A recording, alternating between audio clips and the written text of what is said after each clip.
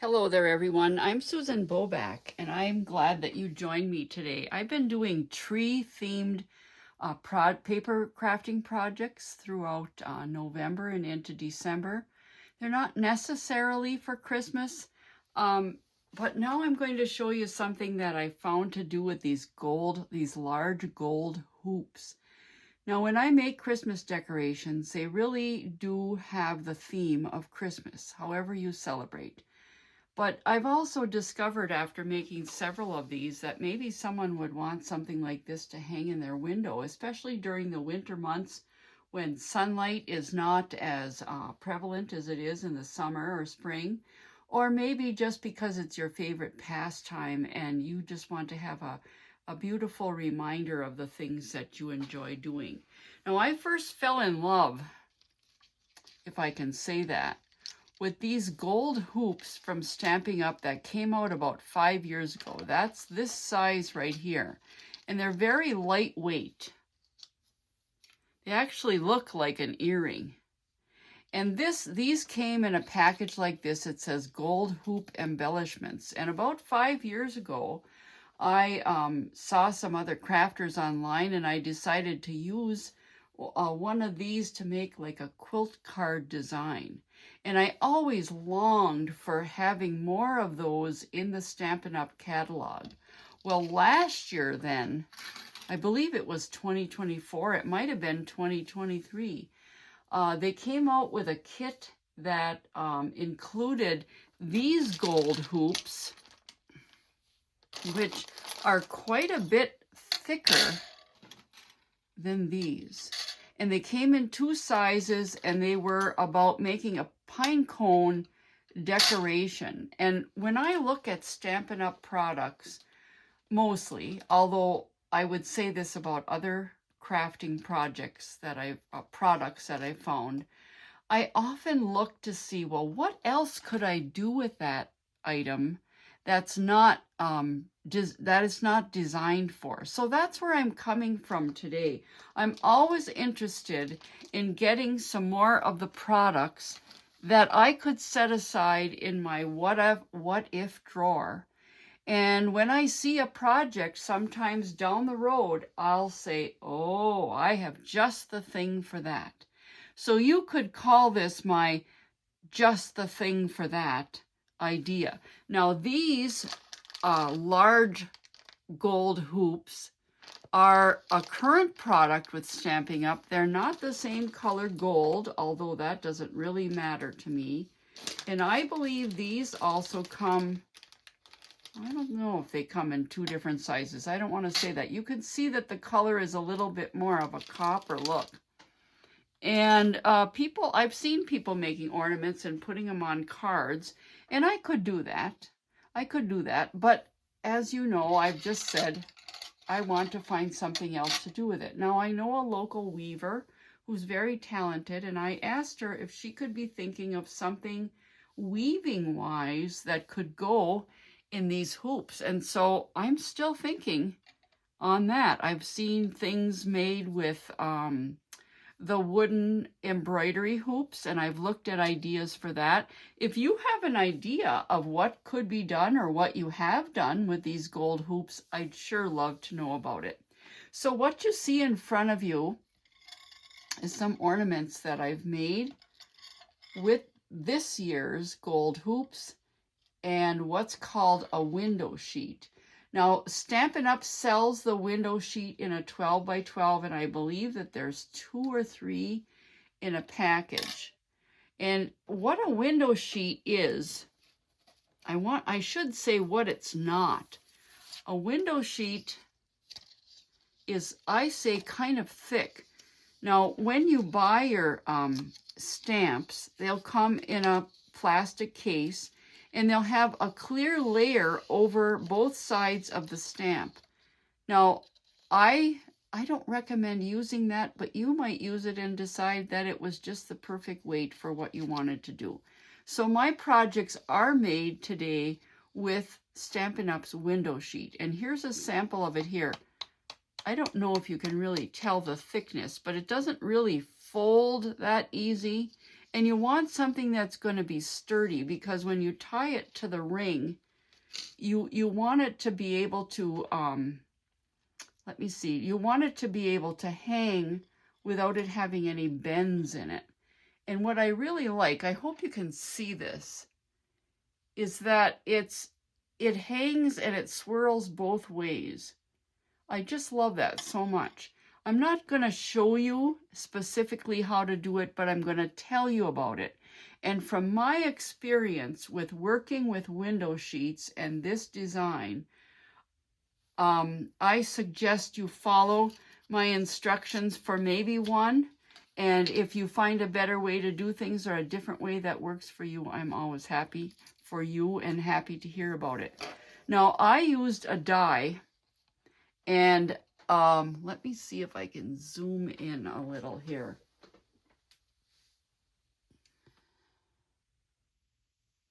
Okay, I don't know if that's too close, but I used a die because I wanted something that had the holes in it so that I could attach the ribbon without having to punch a hole in it, okay? So the die, I'm sorry, I forgot the name of it, but it comes with this one that has these little holes, and I really, really like that. So that's the first thing to consider, that if you have a punch or a die, or even if you're just using a peanut butter lid or something like that, to draw a line and cut it out, which I think would be kind of difficult. Make sure that you have the ability to make a little hole in the top of the design. The other thing you're going to want to have is some Staz-On ink. Now, Staz-On also comes in Stampin' Up! Products. It also comes in a brown, but I decided to use the black because I wanted to see a definite line around my images. So what you're going to do then is you're going to ink up your stamp, and I cut these out in advance. Okay, I had all these many circle window sheets blank, all set to go. And when I put it through my cut and emboss machine, I also put a piece of tissue paper underneath the window sheet and then on the layers of cutting plates, because sometimes there's fibers in the cutting plates that get embedded into your cardstock, or even here into the back of your window sheet, and you don't want to have anything in there, because once you hang it up, you're going to be able to see it. So that's another hint, is to put a piece of tissue paper on your cutting plate, unless it's brand new and you don't have any fibers in it, and then put your other cutting plate on the top and then run it through. So once you've done that, you're going to stamp with the Staz-On. Now, this stamp right here is very large, the nativity scene, and I have a huge block that's this big. Perhaps you use a platform like the Stamparatus or the Misty. That would be perfect for this. And it isn't, you want it so that you can put your stamp on it. You could even, I didn't do this, but you could even put your stamp on this glass mat where it's going to stick firmly and not move. And then you're going to take your piece of your clear window sheet and press it right down on top of your stamp, and immediately you're going to place one hand on it to hold it firm so that it doesn't move. And then you're going to rub your fingers around the stamp. That's if you're placing your window sheet on top of the inked stamp. So you're going to rub it around, and you can see as you rub it around, you can see the pieces, the parts of the stamp being imprinted by the ink by doing that. And then just carefully lift it up. Now, the other hint that I have for you is that you must use alcohol-based markers. And the reason for that is the alcohol-based markers will dry permanently on this window sheet. if you use a water-based marker, you could take the chance that the person's hands are going to smudge it, or that in the process of hanging it and taking it down or putting it up, that it could get a drop of moisture on it, and if it was water-based marker, the ink would run immediately. So how I did this was, you can see this one has no color added to it. I'm very excited about this new stamp by Stampin' Up.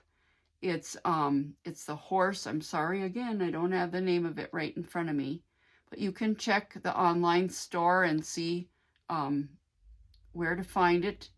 My daughter has a farm with horses, and I was just thrilled to see that. So I just stamped it in the black. When I hang it up, it can go from side to side. This would be something she could hang in her kitchen window or wherever she wanted to think about her horses. So you could leave it just black, just blank, I guess is what I want to say, like that. When I did the nativity scene, I had to really experiment, and that's what I also suggest that you do, is to take a piece of your window sheet and write on it, color on it, scribble on it with your markers and see how they work out. Now, I have a brown marker, but it did not work at all on this. It did not show up whatsoever. So the colors that I have on here, if you're using this Stampin' Up Stampin' Blend colors, the color that I've used on Joseph's gown there is dark wild wheat. And see, this I thought would look really sort of more brown, but you can see how it turned out on here. I used Dark Daffodil Delight for the baby, and I used Dark Night of Navy for Mary's gown. Then I took a black Sharpie and added the hair in the black, because none of my black or my gray or any other color that I thought was appropriate showed up on this. So let me just review. You need to cut a circle first that's going to fit right inside of your ring. You need something, if your die doesn't include the little holes, like right in the top here, if your die doesn't include that, you have to have a very small punch that you can punch it in, and make sure that when you punch, it punches it out completely. You don't want to have any rough edges around either side. And then what you're going to do is you're going to stamp with Staz-On ink,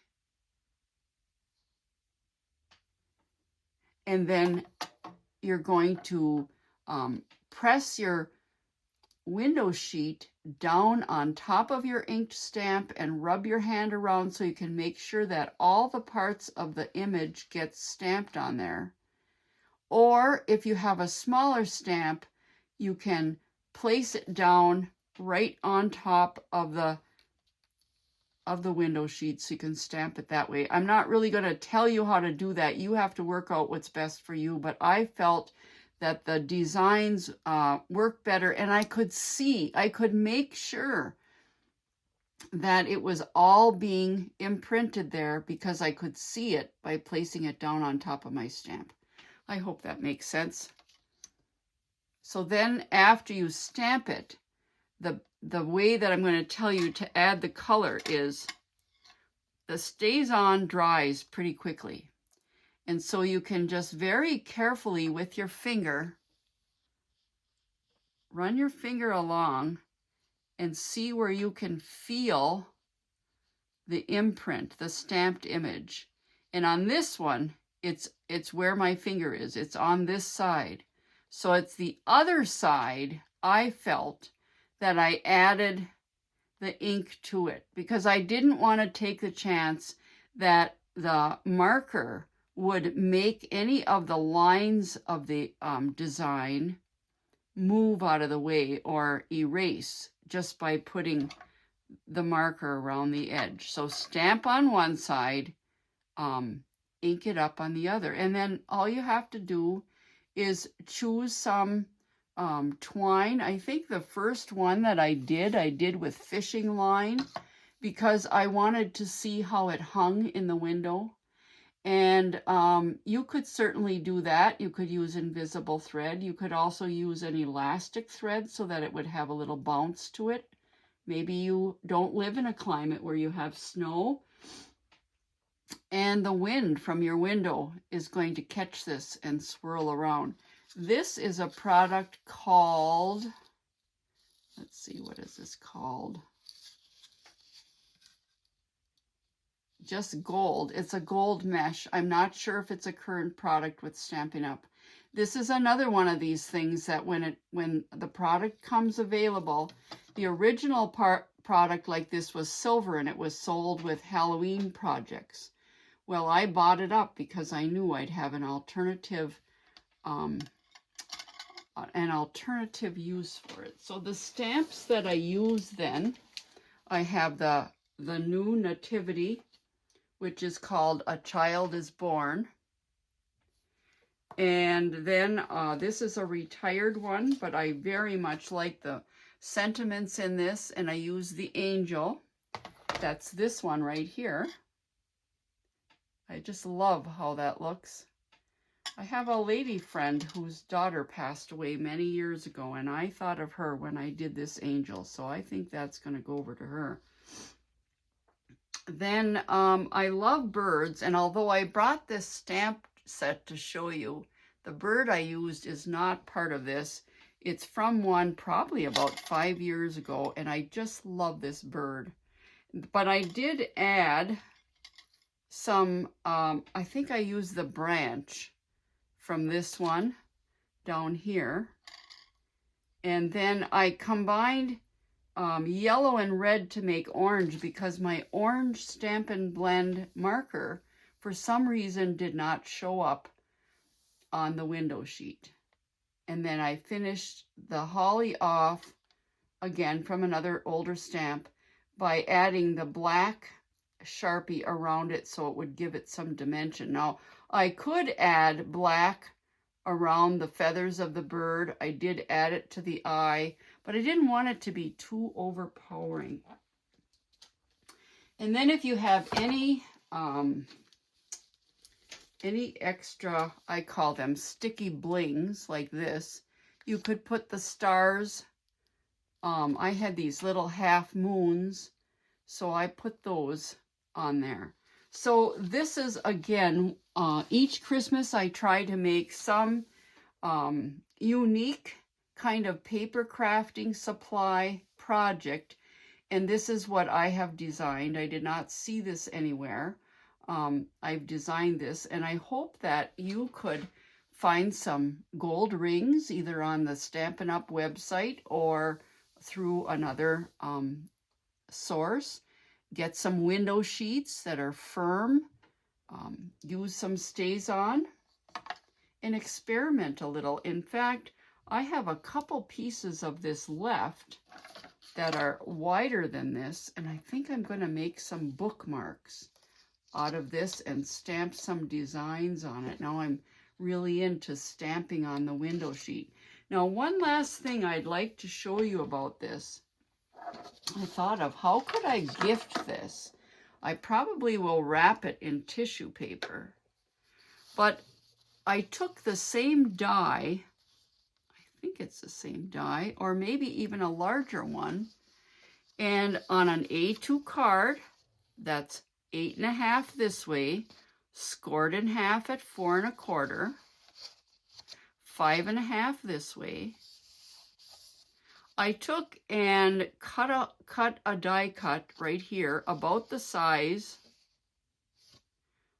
of this gold ring. And I can already see, maybe you can, that I must have got some fibers from my cutting plate. It's already a little bit marked up there. And I didn't really want it. I wanted to make it out of white. So then, sometimes you've heard card makers say, there's no such thing as a mistake. Well, then I took this beautiful paper and made another one, and I'm going to make a layer like that, and no one has to know, right? And then they'll be able to open up, they'll be able to see. I'll tack these up like this, and they'll be able to see this image when they open their card. What do you think? Is this something you would make? I love it so much. And it's something that when the person hangs it up, they will think of the story of Christmas. They will perhaps think of you and how you took the time to make this joyful ornament for them and sent it in a card. So that's my project for today. I hope that you will look at the products that you see and think, now how can I use that? How could I make something uniquely different? Because that's how we are all, whether we're creative with paper or yarn works or weaving or quilting, we are our own creator. And the idea, as I said earlier, is to take an idea and then make it yours. Thanks for watching me today. Now go get creative.